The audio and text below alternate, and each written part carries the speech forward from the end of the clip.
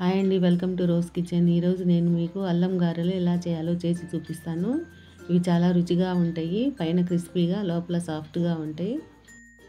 గ్రైండర్తో పని లేకుండా మిక్సీ జార్లోనే మెత్తటి గారెలు ఎలా చేసుకోవాలో చేసి చూపిస్తాను.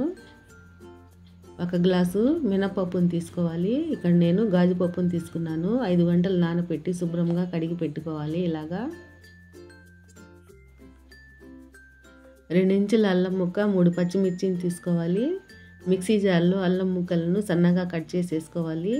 అలాగే పచ్చిమిర్చిని కూడా కట్ చేసేసుకోవాలి. ఇప్పుడు మనం కడిగి పెట్టుకున్న మినపప్పుని మిక్సీ జార్లో వేసుకోవాలి. ఇక్కడ నేను చిన్న మిక్సీ జార్ తీసుకున్నానండి. కొంచెం కొంచెంగా వేసుకొని మిక్సీ పట్టుకోవాలి. ఇలా ఉండాలండి పిండి మరీ గట్టిగా కాకుండా కొంచెం లూజుగానే మిక్సీ పట్టుకోవాలి. కొంచెం నీళ్లు పోసుకొని మిక్సీ పట్టుకోవాలండి. ఇప్పుడు మిగిలిన పప్పును కూడా మిక్సీ పట్టుకుందాము. కొంచెం నీళ్లు పోసుకొని మిక్సీ పట్టుకోవాలి.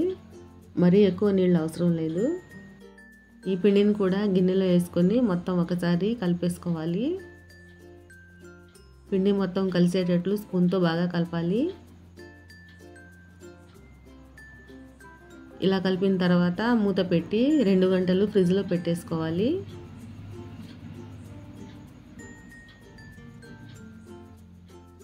రెండు గంటలు అయిందండి. ఇప్పుడు ఇంట్లో 1/2 స్పూను సాల్ట్, 1/2 స్పూన్ జీలకర్ర వేసుకోవాలి.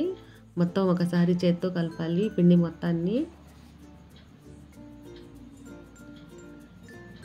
ఇలా కలిపిన తర్వాత స్టవ్ వెలిగించి బాండీ పెట్టి ఆయిల్ పోసుకోవాలి. ఆయిల్ బాగా హీట్ అయిన తర్వాత మనం గారెలు వేసుకోవాలండి.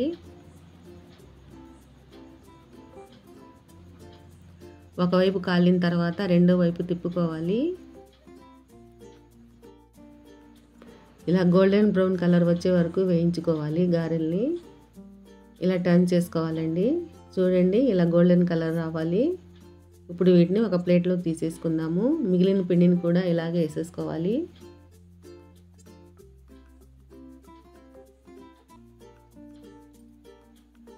వెంటనే కలపకుండా 1 నిమిషం ఆగి గారెల్ని టర్న్ చేసుకోవాలండి. ఇంతేనండి, ఎంతో ఈజీగా గారెలు చేయొచ్చు. వంట రాని వాళ్ళు కూడా ఈ వీడియో చూసి గారెలు చేసుకోవచ్చండి. ఫస్ట్ టైమే చాలా బాగా వస్తాయి. ఒకసారి తింటే మళ్ళీ మళ్ళీ తినాలనిపిస్తుందండి. అల్లం గారెలు చాలా రుచిగా ఉంటాయి. మీకు ఇష్టమైన చట్నీతో సర్వ్ చేసుకోండి. ఈ వీడియో మీకు నచ్చినట్లయితే లైక్ చేయండి. మీ ఫ్రెండ్స్కి, రిలేటివ్స్కి షేర్ చేయండి. సబ్స్క్రైబ్ చేయటం మాత్రం మర్చిపోకండి. Thank you for watching.